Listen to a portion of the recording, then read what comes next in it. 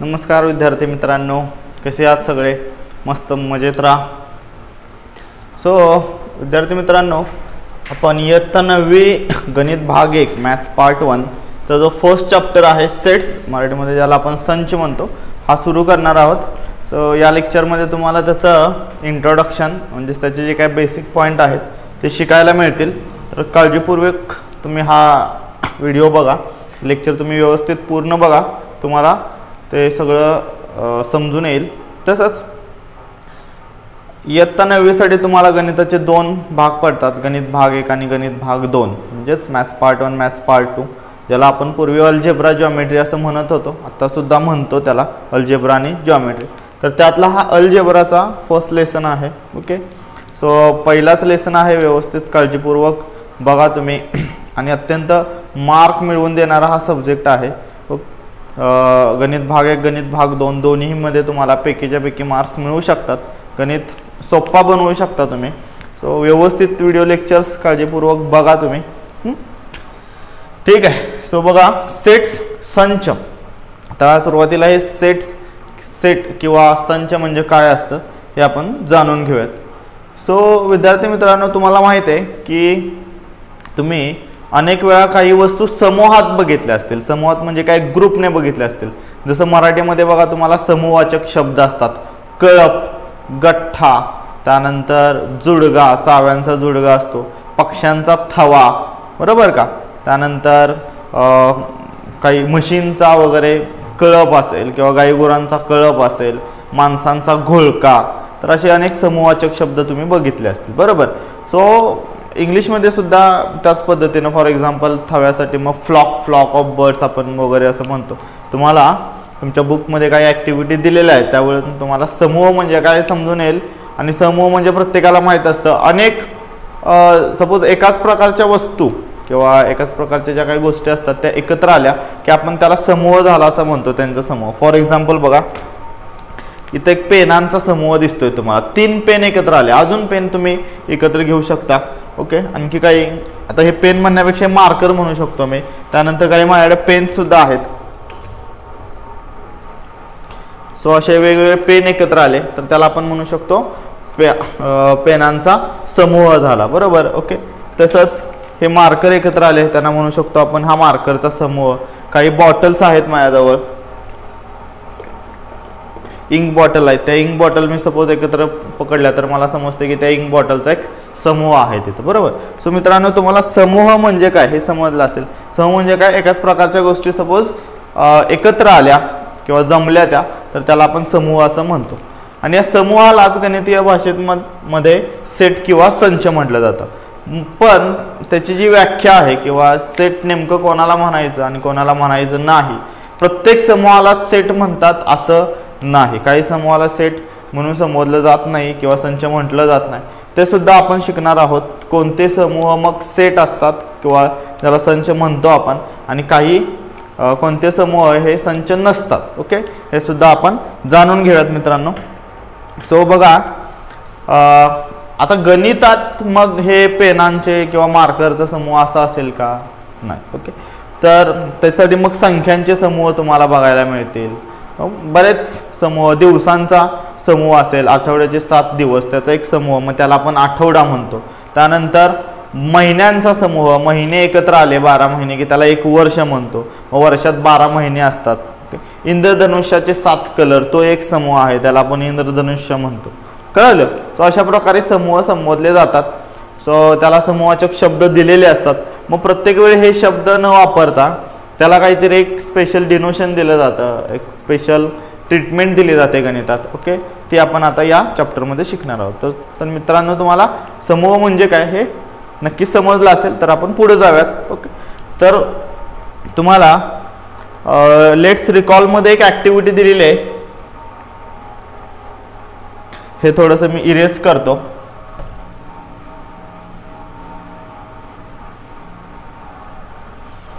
इथं तुम्हाला ती ॲक्टिव्हिटी दिसेल, लेट्स रिकॉलमध्ये काय आहे ती. ओके, बघा ती ॲक्टिव्हिटी. सो फर्स्ट त्याच्यातलं आहे ते फ्लॉवर बकेट आहे, म्हणजे फुलांचा गुच्छ आपण म्हणू शकतो त्याला. सो फ्लॉवर बकेट आहे. सेकंड आहे bunch of keys. Bunch of keys म्हणजे चाव्यांचा जोडगा, सेकंड दुसऱ्या फिगरमध्ये दुसऱ्या आकृतीत तुम्हाला दिसतंय तिथं. त्यानंतर थर्ड आहे फ्लॉक ऑफ बर्ड्स, तिसऱ्या आकृतीत तुम्हाला पक्ष्यांचा थवा दिसतोय, फ्लॉक ऑफ बर्ड्स दिसतात. चौथ्या आकृतीमध्ये पाईल ऑफ नोटबुक्स, पुस्तकांचा किंवा तुमच्या वह्यांचा एक गठ्ठा दिसतोय तिथं. ओके. त्यानंतर बघा प्रत्येकासाठी काही स्पेशल समूहवाचक शब्द वापरलेले आहेत, जसं की फ्लॉवर बकेट म्हणजे पुष्पगुच्छ म्हणतो आपण त्याला. बंच ऑफ कीज चाव्यांचा जुडगा, बंच. त्यानंतर फ्लॉक ऑफ बर्ड्स पक्ष्यांचा थवा, थवा म्हणजे flock. Then pile of notebook पुस्तकांचा किंवा त्या वह्यांचा गठ्ठा म्हणजे pile. And collection of number, last one is the number. काही ठराविक नंबर दिसत आहेत तुम्हाला 1 2 3 4 5 6 टू 12 पर्यंत, 12 पर्यंत काही नंबर दिसतात. तर कलेक्शन ऑफ नंबर म्हणजे संख्यांचा समूह असा दिसतोय तुम्हाला. सो प्रत्येक ठिकाणी इथं समूहात आलेले आहेत संख्या, पक्षी, चाव्या, पुष्प म्हणजे ते फुलं, त्यानंतर तुमचे नोटबुक्स, हे सगळं तिथं समूहात आलेलं आहे बरोबर. आणि त्या समूहासाठी काहीतरी विशेष असा शब्द वापरलेला आहे. या सगळ्या शब्दांसाठी आपल्या गणितीय भाषेत फक्त सेट असा एक उल्लेख केलेला आहे आणि तोच आपल्याला आता शिकायचा आहे. या सेटचे बरेच उपयोग आहेत, बऱ्याच ठिकाणी याचा वापर केला जातो. जसं तुम्ही मोठं व्हाल जसं तुम्ही गणित आणखी शिकाल, 11वी 12वीमध्ये तुम्हाला बऱ्याच वेगवेगळ्या पद्धतीने गणित शिकावं लागेल, तर त्या गणितामध्ये याचा बराच वापर होतो किंवा व्यवहारात सुद्धा याचा बराच वापर होतो. काही व्यवहारातील प्रॉब्लेम असतील, अडचणी असतील, त्या सोडवण्यासाठी आपण या सेट्सचा वगैरे वापर करतो. ओके. तुर्तास आपण या ठिकाणी 9वीमध्ये तुम्हाला काही बेसिक गोष्टी आहेत त्या शिकायच्या आहेत. त्या सेटच्या काही ठराविक क्रिया असतील, बेसिक क्रिया असतील, त्या आपल्याला ते शिकायच्या आहेत. ओके. ठीक. तर विद्यार्थी मित्रांनो आपण बघत होतो की हे याला सगळ्याला आपण सेट म्हणून संबोधतो गणितीय भाषेत. ओके. जसं की सेट ऑफ फ्लॉवर म्हणू शकतो, सेट ऑफ कीज म्हणू शकतो, सेट ऑफ बर्ड्स म्हणू शकतो, सेट ऑफ नोटबुक म्हणू शकतो, सेट ऑफ नंबर असं म्हणू शकतो. ओके. पण नेमकं मागाशी मी जसं तुम्हाला सांगितलं तसं यातले प्रत्येक गोष्टीला सेट म्हणायचं का, मग प्रत्येक समूहाला सेट म्हणायचं का, तर तसं नाहीये. प्रत्येक समूहाला आपण सेट संबोधू शकत नाही. बघा मग सेट नेमकं म्हणायचं कशाला, संच नेमकं म्हणायचं कशाला. मराठीमध्ये संच, सेटला संच म्हणतो. मी प्रत्येक वेळी आता मराठी इंग्लिश असा शब्द वापरत जाईल, तुम्हाला ते म्हणजे दोन्ही लँग्वेजसाठी सोपं पडेल समजायला आणि तुम्ही ते अंडरस्टँड करा व्यवस्थित. ओके. काही डाऊट असतील तर तुम्ही कमेंट बॉक्समध्ये वगैरे किंवा खाली आपल्या ग्रुपवर, व्हॉट्सअपच्या ग्रुपवर वगैरे तिथं विचारू शकता. आणखी कमेंट बॉक्समध्ये वगैरे आपण तुम्ही ते लिहू शकता, मग मला ते समजेल. ओके. आणखी सगळ्यात महत्त्वाचं म्हणजे माझं जो चॅनल आहे यूट्यूबचं, तुम्ही त्याला सबस्क्राईब करा, शेअर करा. ओके. जेणेकरून बाकी दुसऱ्या मुलांना सुद्धा याचा फायदा होईल, तुम्ही सुद्धा तुमच्या मित्रांना हे पाठवू शकता. ओके. ठीक आहे. तर मग नेमकं कशाला आपण सेट म्हणायचं हे बघूयात आता. ठीक.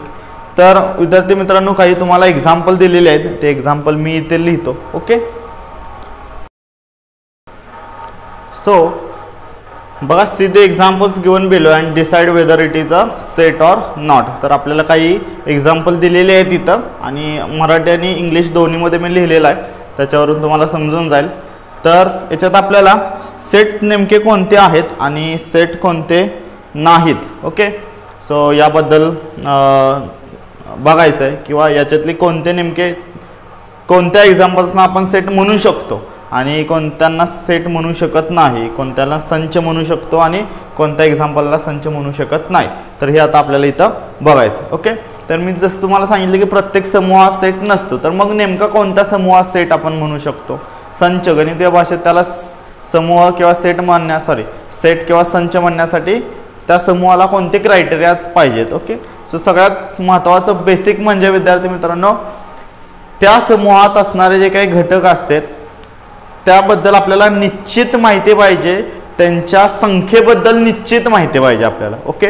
बघा मी काय म्हणतोय, समूहातील घटकाबद्दल किंवा घटकांच्या संख्येबद्दल आपल्याला जर निश्चित माहिती असेल तर आपण त्याला सेट किंवा संच म्हणू शकतो. फॉर एक्झाम्पल मी म्हणू शकतो माझ्या वर्गातील 10 मुले, माझ्या वर्गातील 10 मुले, माझ्या क्लासमधील 10 मुले, 10 स्टुडंट्स ऑफ माय क्लास. तर मला इथं माहिती आहे माझ्या वर्गातील 10 मुलं. ओके. सो 10 ही संख्या मला निश्चितपणे माहिती आहे. पण मी असं म्हटलं की माझ्या वर्गातील intelligent, so the intelligent students from my class, माझ्या क्लासमधील इंटेलिजंट विद्यार्थी किंवा अति हुशार म्हणू किंवा हुशार असे विद्यार्थी. ओके, सो यामध्ये मात्र नेमकी किती इंटेलिजंट विद्यार्थी आहेत, नेमकी किती हुशार विद्यार्थी आहेत हे मला इथं समजू शकत नाही. किंवा तुम्हाला पुस्तकामध्ये काही उदाहरणं दिलेली आहेत बघा, ज्यामध्ये happy people from your village, तुमच्या गावातील आनंदी अशी माणसे किंवा आनंदी व्यक्ती. सो यामध्ये नेमकी किती जण आनंदी आहेत हे समजत नाही. Okay, brilliant students from my class. Okay, काही हुशार असे विद्यार्थी तुमच्या वर्गातून बघितले तर भरपूर असतात, 1 असेल, 2 असेल, 10 असतील, 15 असतील, पण नेमकी संख्या मला तिथं समजून येत नाही. सो अशा शब्दातून तुम्हाला संख्या निश्चितपणे सांगता येत नाही की नेमके किती घटक असतील त्याच्यात. ओके, तर त्यांना आपण सेट म्हणू शकत नाही. याचा अर्थ सेट म्हणण्यासाठी किंवा संच म्हणण्यासाठी आपल्याला त्या सेटमधील किंवा त्या समूहातील घटकांची निश्चितपणे संख्या माहीत हवी. ओके, समजलं. तर या उदाहरणांवरून तुम्हाला लगेच ते पटकन समजून येईल बघा. First, days of a weak, आठवड्यातील दिवस. सो आठवड्यातील दिवस, आता इथं निश्चितपणे संख्या दिलेली नसेल तरी आठवड्यात किती दिवस असतात हे आपल्याला माहित आहे. हे पक्का आपल्याला माहिती आहे की आठवड्यात 7 दिवस असतात. ओके, 7 दिवसाचा एक आठवडा बनतो. Days of a week, how many days are there in the weak?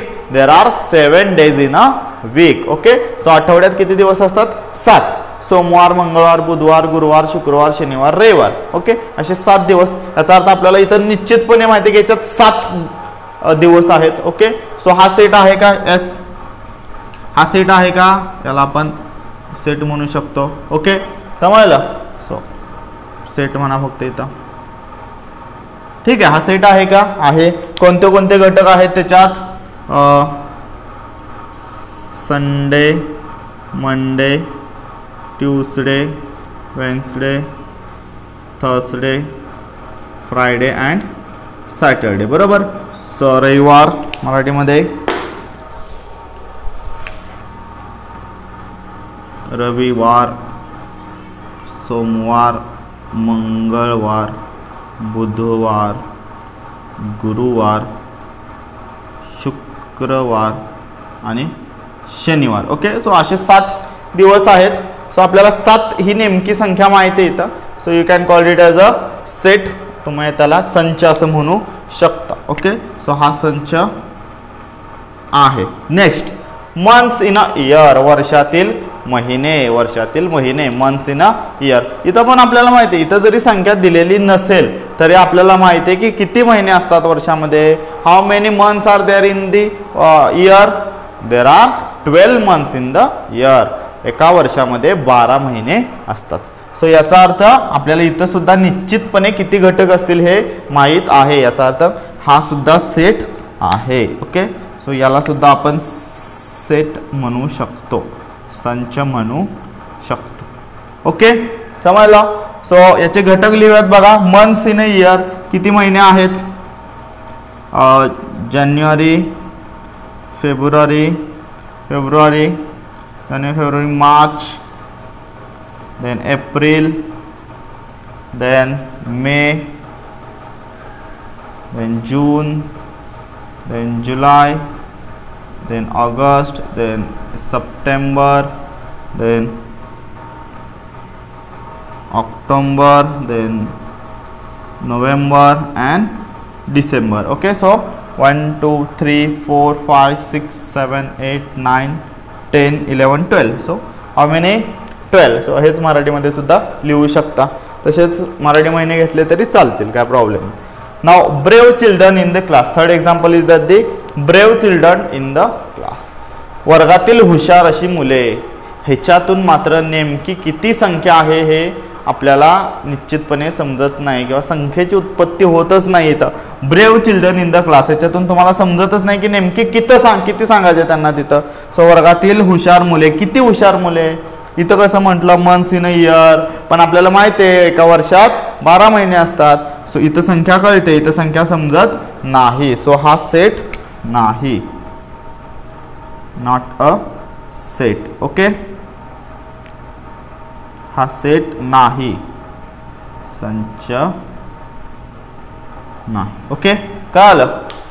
Then first 10 counting number, इथं तर सरळ दिलेलं आहे पहिले 10. सो संख्या निश्चितपणे समजले. सो फर्स्ट 10 काउंटिंग नंबर, पहिले 10 मोजता येणारे अंक कोणते? 0 1 2 3 4 5 6 7 8 9. ओके, सो इथं आपल्याला माहिती आहे. So here it is also set, हा सेट आहे, हा सुद्धा संच आहे. Okay, then next strong forts of महाराष्ट्रातील मजबूत किल्ले. काही मजबूत किल्ले महाराष्ट्रातील. आता नेमकी किती किल्ले आहेत आपल्याला माहीत नाही, बरोबर, किंवा माहीत जरी असतील 350 आपण किल्ले म्हणत असतील तर त्यातील नेमके मजबूत किल्ले किती हे सुद्धा आपल्याला इथं माहीत नाही, किंवा या स्टेटमेंटवरून ते समजत नाही. ओके, सो याचा अर्थ इथं संख्या निश्चितपणे कळत नाही, घटक कळत नाहीत. याचा अर्थ हा सुद्धा सेट नाही. Okay, not a set, not a set म्हणूयात आपण. हा संच नाही, संच म्हणू शकत नाही. Then planets in our solar system. Planets in our solar system, आपल्या सूर्यमालिकेतील ग्रह. आता हे निश्चितपणे माहिती आहे 9 ग्रह, ॲक्च्युली 8च आहेत, पण जो प्लुटो आहे त्याला सपोज आपण ग्रह म्हटलं तर असे 9 ग्रह होतात. ओके, तो 9 ग्रह आपल्याला माहीत आहेत. प्लॅनेट्स किती आहेत आपल्या सोलार सिस्टम? तारा, सूर्य आहे म्हणजे सन हा एक स्टार आहे, ह्या स्टार बरोबर आणखी 9 प्लॅनेट आहेत, त्याचे सॅटेलाइट सुद्धा आहेत. सो सूर्यमालिकेतील ग्रह 9 आपल्याला माहिती आहे. 9 ही संख्या आपल्याला समजते इथं, याचा अर्थ हा सेट आहे.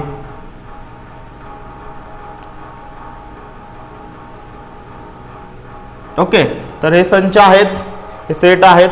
म्हणजे पहिला, दुसरं एक्झाम्पल, त्यानंतर चौथं एक्झाम्पल आणि 6वं हे संचाचं उदाहरणे आहेत किंवा सेटचे उदाहरणं आहेत. प्लॅनेट्स आपल्याला कोणते कोणते माहित आहेत? आपल्याला सूर्यापासून थोडंसं लांब जात गेला तर पहिला बुध आहे, त्यानंतर शुक्र आहे म्हणजे मर्क्युरी, देन वेनस, देन युअर अर्थ, त्यानंतर पृथ्वी येते, पृथ्वीनंतर मग मंगळ दॅट इज मार्स, मार्स नंतर मग Jupiter may be. Okay, sorry Shani म्हणजे सॅटर्न नंतर मग ज्युपिटर नंतर मग नेपच्यून, युरेनस आणि प्लुटो. ओके, असे 9 ग्रह आहेत. ओके, ठीक आहेत.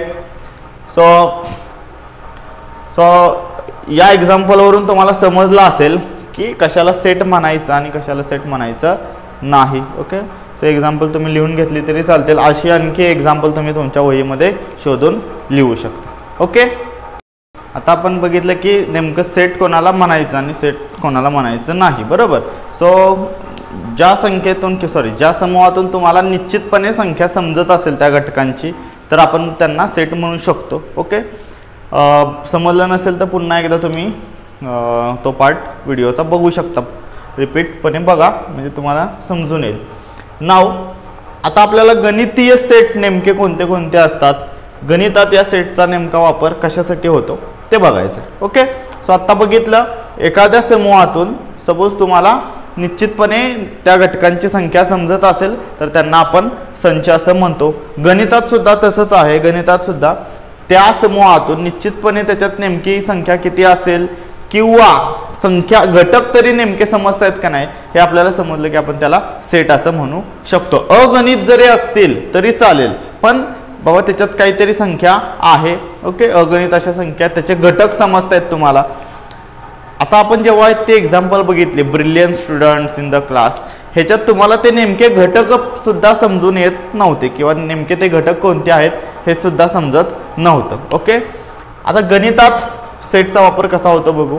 गणितात हे समूह किंवा हे जे सेट असतात ते नेहमी कॅपिटल लेटरने दर्शवले जातात. त्यांची जी नावं आहेत किंवा सेट जेव्हा लिहिला जातो तेव्हा तो कॅपिटल लेटरने दर्शवला जातो. म्हणजे कोणतेही आपले इंग्लिश अल्फाबेट्स आहेत त्यांचे जे कॅपिटल लेटर आहेत म्हणजे ABCD,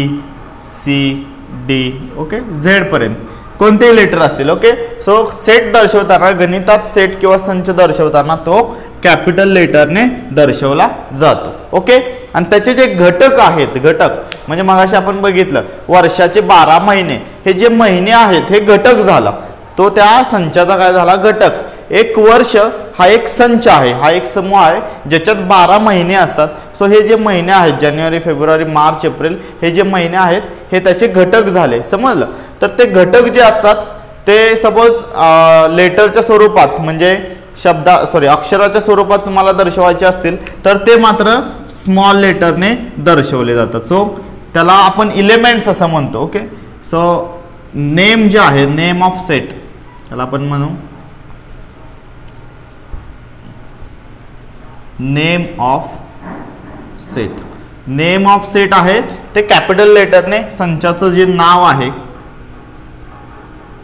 संचाचे नाव, आणि संचाचे जे घटक आहेत त्यांना एलिमेंट्स ऑफ सेट म्हणतो. A B C D E dash dash dash. So यांना आपण एलिमेंट्स म्हणतो. Elements of set. केमिस्ट्रीमध्ये पण आपण काही एलिमेंट्स शिकलेलो आहोत, म्हणजे विज्ञानामध्ये, तर ते एलिमेंट्स वेगळे, हे एलिमेंट्स वेगळे. एलिमेंट्स ऑफ सेट त्याला आपण संचाचे घटक म्हणतो. ओके, जानेवारी फेब्रुवारी महिने किंवा आठवड्याचे दिवस म्हणला, आठवडा हा ते संचाचा समूह, हा समूह झाला, ते संचाचं नाव झालं. पण जे दिवस आहेत, संडे मंडे ट्यूसडे वेन्सडे, जे काही दिवस असतील ते मात्र त्याचे एलिमेंट्स आहेत, ते घटक आहेत. ओके, तर हा पार्ट तुम्हाला समजला असेल. ओके, तर आता आपण गणितात काही सेट असतात, संख्यांचे सुद्धा समूह असतात, बरोबर. सो आपण कोणत्या कोणत्या प्रकारच्या संख्या लास्ट इयरला किंवा या आधीच्या वर्गात शिकलेलो आहोत. आपण शिकलेलो आहे नॅचरल नंबर शिकलोय, बरोबर. नॅचरल नंबर शिकलो, होल नंबर शिकलो. नॅचरल म्हणजे नैसर्गिक संख्या, होल नंबर म्हणजे पूर्ण संख्या शिकलो आपण. इंटिजर्स शिकलो आपण. त्यानंतर रॅशनल नंबर शिकलो, बरोबर. रॅशनल नंतर रिअल नंबर, वास्तव संख्या. ह्या सगळ्या संख्यांना वास्तव संख्या असं म्हणतो, रिअल नंबर म्हणतो. हे सगळं शिकलेलो आहोत. सो त्या संख्या म्हणजे एक समूह आहे. ओके, सो ते सुद्धा आपण सेटच्या स्वरूपात दाखवू शकतो. आता आपण सेट कसा लिहायचा किंवा सेट नेमका कसा मांडायचा ते आपण शिकूयात. बघा, सुरुवातीला नॅचरल नंबर आपण लिहूयात. Set of natural number. Set of natural number आपण लिहूयात. So set of natural number हा असतो तो कॅपिटल एन, इंग्लिश अल्फाबेट आहे कॅपिटल एन, त्याने डिनोट करतात. आणि सेट लिहिताना नेहमी त्याचं नाव एन बरोबर महिरपी कंसात लिहितात. कसल्या कंसात लिहितात त्याला म्हणतात महिरपी कंस किंवा कर्ली ब्रॅकेट. काय म्हणायचं त्याला? Curly bracket. इथं मी काढतो, हे कर्ली ब्रॅकेट आहे. हे काय बघा, कर्ली ब्रॅकेट, महिरपी कंस म्हणायचं त्याला मराठीमध्ये, महिरपी कंस. ओके, तर हे महिरपी कंसात लिहिलं जातं. बऱ्याच लोकांना हे महिरपी कंस काढायला प्रॉब्लेम येतो. सोपे आहे महिरपी कंस. बघा, हे इकडून याचं असं, इकडून याचं असं, समजलं. त्यानंतर या बाजूचं काढताना झालं महिरपी कंस. हेच तुम्ही लहानमध्ये पण काढू शकता. ओके, काय अवघड नाहीये, सोपं आहे महिरपी कंस काढायला. ओके, तुम्ही प्रॅक्टिस केलं की तुम्हाला जमेल. थोडंसं प्रॅक्टिस करा, जमेल. ते महिरपी कंस काढणं काय अवघड नसतं. तर सेट असतात ते महिरपी कंसात, त्याचे घटक असतात ते महिरपी कंसात लिहिले जातात. So set of natural number N is equal to, so जो नॅचरल नंबरचे घटक त्याचे एलिमेंट्स कसे असतात, नॅचरल नंबर कोण सांगेल मला कसे असतात. नॅचरल नंबर हे एक पासून पुढच्या ज्या काही सगळ्या संख्या आहेत त्यांना आपण नॅचरल नंबर म्हणतो. म्हणजे 1 2 3 अप टू इन्फिनिटी, अगणित अंतरापर्यंत. सो त्याचे घटक आहेत ते आपण 1 2 3 4 5 सो ऑन. सो हे इन्फिनिटी पर्यंत लिहू शकतो. म्हणून हे असं डॅश डॅश डॅश दाखवतात.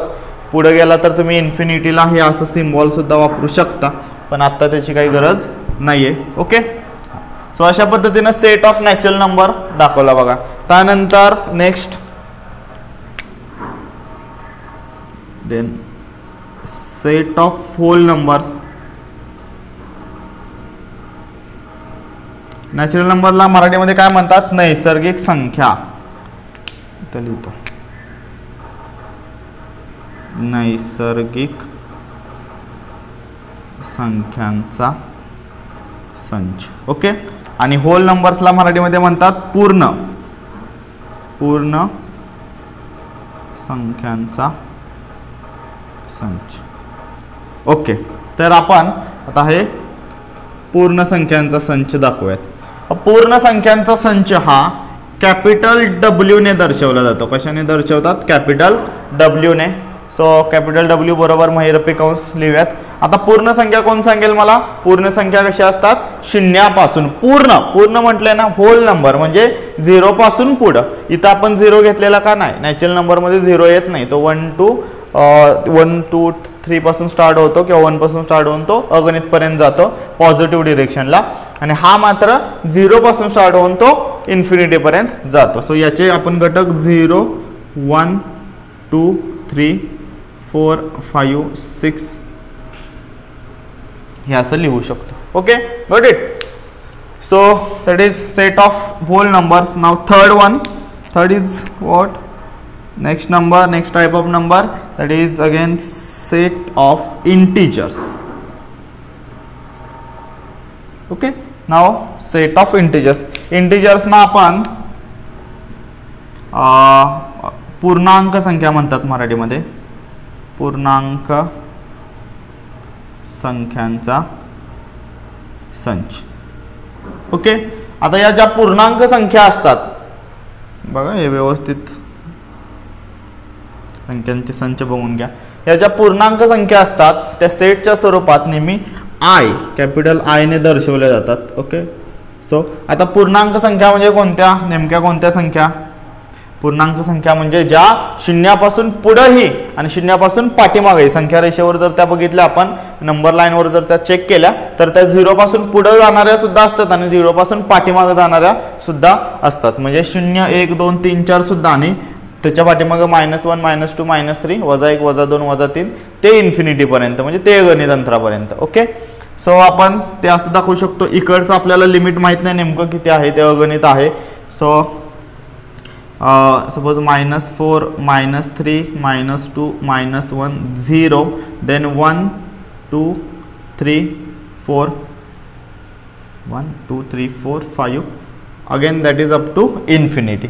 Okay, so that is known as the set of integer. So हा इंटिजरचा सेट आहे, शून्यापासून पुढे येईन, शून्यापासून पाठीमागही. Okay, now next one,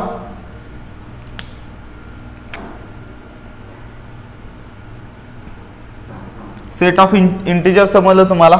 set of rational number आपण घेऊ शकतो. Set of rational numbers.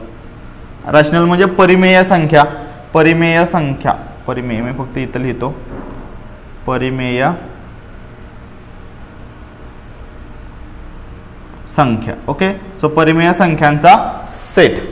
तर परिमेय संख्या म्हणजे माहिती आहेत m आणि m/n या रूपातल्या ज्या संख्या असतात त्यांना आपण परिमेय संख्या किंवा रॅशनल नंबर म्हणतो. फॉर एक्झाम्पल 4/3 -3/2 8/9 किती पण असतील, -11/4. ओके, सो मायनस प्लस दोन्ही, किंवा जे पॉईंटमध्ये येतात नॉर्मली तर त्यांना आपण रॅशनल नंबर म्हणतो. ओके, ज्या रेशोच्या रूपात आहेत, इथे समजते तुम्हाला रेशो रॅशनलमध्ये. सो m/n स्वरूपात आहेत. सो या सुद्धा निगेटिव्ह पॉझिटिव्ह असू शकतात. सो त्याला नॉर्मली त्याचा सेट जो असतो तो क्यू ने दर्शवतात, क्यू ने. ओके, त्याचा सेट मी काय आता लिहित नाही, त्याचा सेट बराच आपल्याला लिहावं लागेल तिथं. ओके, सो क्यू ने दर्शवतात, त्याचा सेट असतो तो क्यू या लेटरने दर्शवतात. आणि त्यानंतर बरेच असे नंबर आहेत, तुम्ही शिकाल. इमॅजिनरी नंबर, कॉम्प्लेक्स नंबर सुद्धा असतात, त्याचा सेट सी ने दर्शवतात. नेक्स्ट 5 आहे set of real numbers.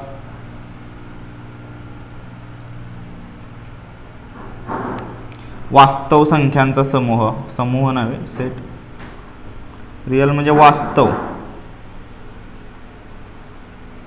Okay, वास्तव संख्या म्हणजे ज्या नॉर्मली अस्तित्वात आहेत अशा संख्या. सो वास्तव संख्यांचा रियल नंबरचा जो काही सेट आहे तो ह्या सगळ्या संख्या रियल नंबर आहेत. लक्षात ठेवा, ज्या संख्या अस्तित्वात आहेत, ज्या संख्या तुम्ही वापरता, ह्या सगळ्या संख्यांना आपण रियल नंबर किंवा वास्तव संख्या असं म्हणत असतो. काही संख्या अशा पण असतात ज्या इमॅजिनरी असतात, ज्या अस्तित्वातच नाही आहेत, म्हणजे त्याचं अस्तित्वच नाही आहे, तरी पण त्या संख्या आपल्याला घ्याव्या लागतात. ते तुम्ही 11वी 12वीला शिकाल. कॉम्प्लेक्स नंबर म्हणतो किंवा इमॅजिनरी नंबर म्हणतो आपण त्याला. तर सेट ऑफ रियल नंबर आहेत, ह्या सगळ्या संख्यांना रियल नंबर म्हटलं जातं. या सगळ्या संख्या ज्या संचात येतात त्यांना आपण आर ने डिनोट करतो. कशाने डिनोट करतो? कॅपिटल आर ने. हे क्यू ने, इंटिजर्सना आय ने, होल नंबरना डब्ल्यू ने आणि एन. ओके, कळालं? समजतंय? सो सो याला मी एका डायग्राम मध्ये जर सपोज दाखवायचं म्हटलं मला, तर मी हे असं दाखवू शकतो. हे महिरपी कंस, इथला हा पार्ट मी इरेज करतो.